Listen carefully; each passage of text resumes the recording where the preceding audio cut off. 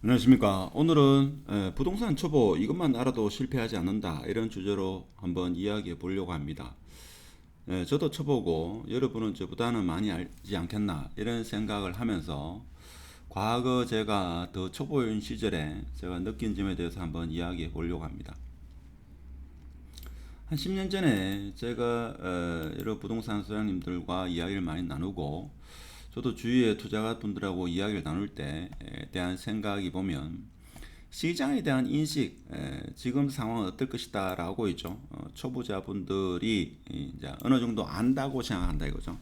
이럴 때가 제가 볼 때는 좀 위험한 상황이 아닐까 그런 생각을 합니다. 그래서 저도 시장에 대해서 다 알지 못하고 일부 데이터와 뭐 과거의 경험 그리고 몇 권의 책에서 읽은 몇 권 아니지만 뭐 책에서 읽은 내용 정도의 지식을 가지고 상황 분석을 합니다. 그렇지만 우리가 하는 상황 분석은 일부에 지나지 않는다.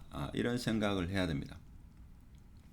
자, 그렇다 보니까 투자 경험과 이론적인 지식이 부족한 분들이 대부분 다 주관이 부족하다 하는 겁니다. 그래서 본인의 투자 원칙이 확립되지 않는 상태에서 뭔가를 매수하려다 보니까 주위 사람들 말 한마디에 흔들리게 된다 하는 겁니다. 제가 특정 아파트 혹은 건물을 매수하려고 뭐 일주일 한 달 동안 고민했는데 막상 매수하려고 하니까 주위에서 말 한마디에 지금 사서는 안 된다. 지금이 어떤 상황인데 세계 경제가 곧 무너진다. 뭐 이런 말 한마디에 흔들려서 매수를 포기하거나 아니면 지금 매도를 하려고 했는데 주위 사람들이 말 한마디에 흔들린다 이거죠. 자, 이런 부분이 제가 볼 때는 초보자들이 흔히 하는 실수고, 자, 그렇다 보니까 상당한 고민에 많이 빠집니다. 대표적인 게 살까 말까, 팔까 말까 하는 고민에 빠진다 이거죠.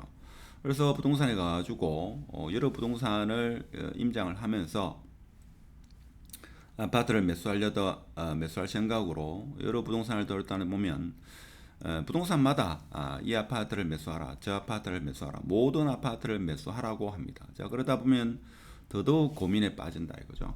오늘 내용은 이렇게 길지는 않습니다. 자, 그래서 그러한 순간을 여러분도 한 번쯤은 다 겪었을 겁니다. 그래서 제가 볼 때는 이것만 알아도 제가 볼 때는 투자에 실패하지 않을 거라 그런 말씀을 드리고 싶습니다.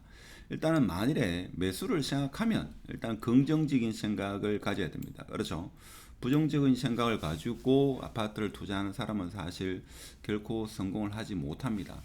자, 그런데 가장 중요한 것은 제가 볼 때는 요겁니다. 최악의 상황을 대비해 가지고 시나리오를 짜놔야 된다 이거죠.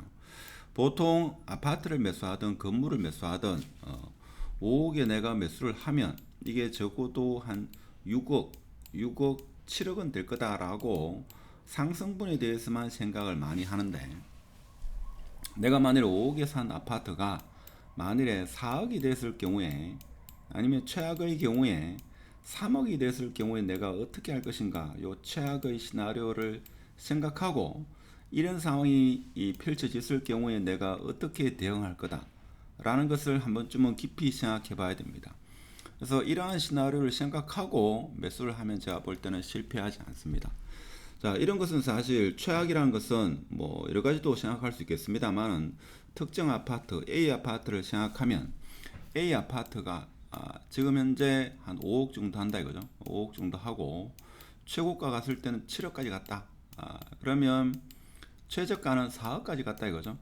그러면 5억에서 이 최저 4억에서 한 10%더 떨어져가지고 3억 6천까지 간다.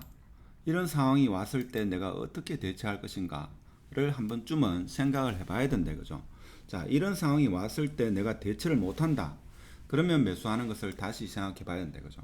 그래서 이 최악의 상황이 개인마다 다르기 때문에 어떤 것이 최악이다 이렇게 말하기 힘듭니다만은, 보통 흔히 말하는 대출을 일으키지 않고서 아파트를 매수하거나 뭐 토지 건물을 매수하는 사람이 없기 때문에 그 최악의 상황이 왔을 때 보통 흔히들 뭐 대출을 일으켰을 경우에 원리금 상환에 대해서 대비를 하셔야 된다 하는 겁니다. 그래서 과거 저 같은 경우에는 토지 투자를 먼저 시작했는데 그 당시에 아파트를 투자하시는 보고 좀 이해가 안 가더라고요. 아파트 투자해가지고 아파트는 한 채만 있으면 되지 왜 아파트를 열심히 살까? 상당히 궁금했고 아파트 투자해가지고 쉽게 말해서 돈이 되나 이런 생각도 해봤다 이거죠. 그 당시에는 물론 지금도 잘 모릅니다만은 그렇지만 세월이 지나 보니까 아파트 투자가 가장 환급성이 좋다 하는 겁니다. 물론 하락기에는 뭐 환급성이 쉽지는 않다 이렇게 볼 수는 있겠습니다만은 토지나 건물에 비해서는 그래도 제가 볼 때는 아파트가 환급성이 좋다 이렇게 말할 수 있고, 항상 오늘 말씀드리고 싶은 것은 핵심은 최악의 상황을 대비해 가지고 그것이 최악의 상황이 오더라도 내가 감당이 가능하면 충분히 매수해도 나쁘지 않다, 된다 이런 말씀을 드리고 싶습니다. 자, 이러다 보니까 항상 문제가 되는 게 살까 말까 고민을 하죠.